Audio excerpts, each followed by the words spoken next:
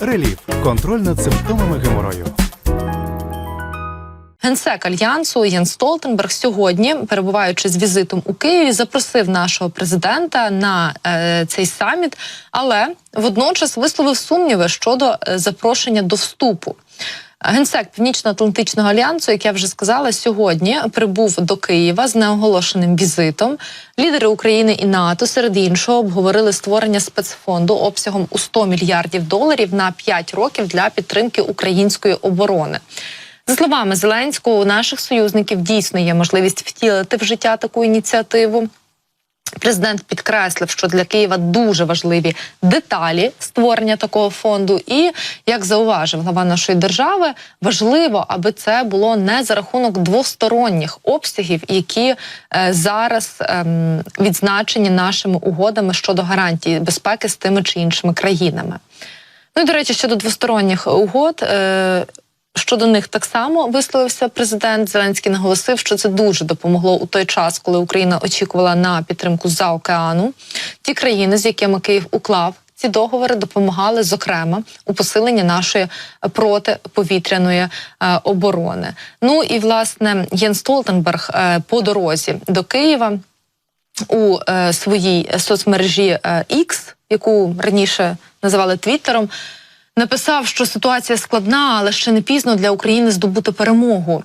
Ну і, як я сказала, спершу у своєму твіттері Столтенберг написав, що, по-перше, американська підтримка вже в дорозі, а по-друге, що і НАТО також робить крок вперед у довгостроковій перспективі, ставлячи Україну на незворотній шлях до Альянсу. Вже на спільній прес-конференції у Києві з українським лідером Генсек Альянсу запросив Зеленського на липневий саміт НАТО у Вашингтоні.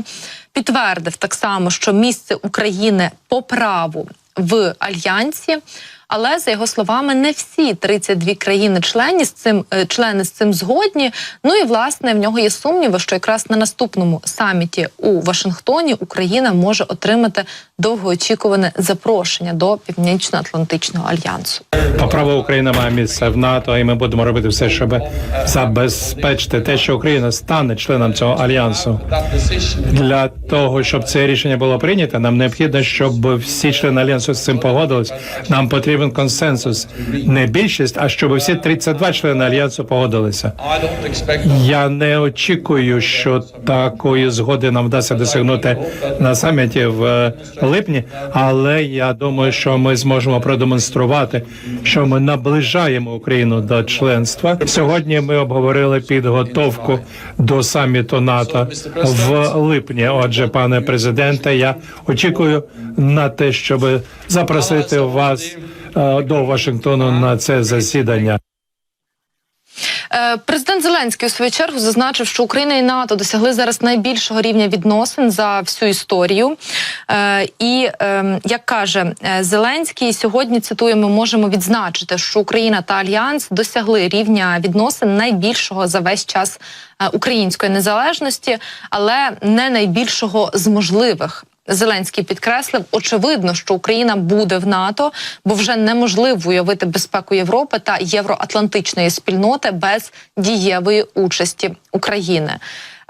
Нашу державу, як каже Зеленський, наших людей і наш потенціал Росія прагне зробити своїм плацдармом для подальшої дестабілізації всього європейського та євроатлантичного простору.